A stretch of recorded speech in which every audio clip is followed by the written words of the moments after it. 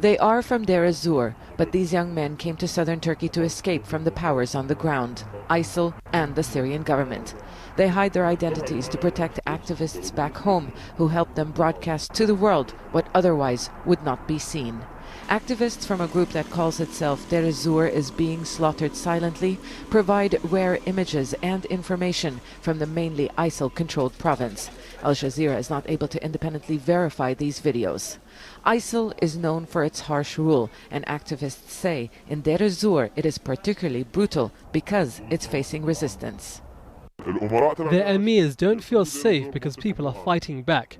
There are sleeper cells that target ISIL members, and while many Syrians joined ISIL, they're not loyal. They joined out of fear or to get a salary. Life is just as hard in government districts in the provincial capital. People are poor and hungry. ISIL has besieged areas where some 200,000 people live.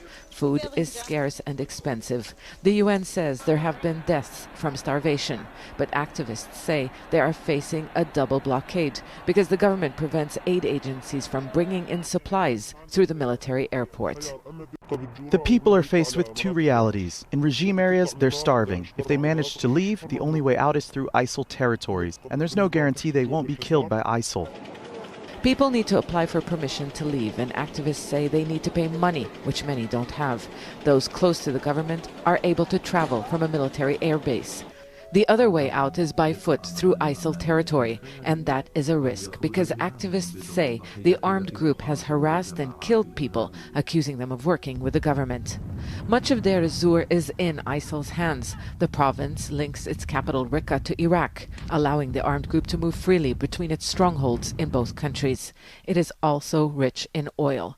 The US-led coalition has been targeting oil fields in the area to cut ISIL's main source of revenue, but activists say it has only caused more suffering for the people. Yes, the strikes have cut ISIL revenues, but they're still selling oil and the price has increased. Civilians suffer because they need oil, especially during the winter. It is dangerous to get messages out, either from ISIL or government-held areas, but those who manage to do so say they want to remind the world about what they call the forgotten corner of Syria. Zana Khuder, Al Jazeera, Southern Turkey.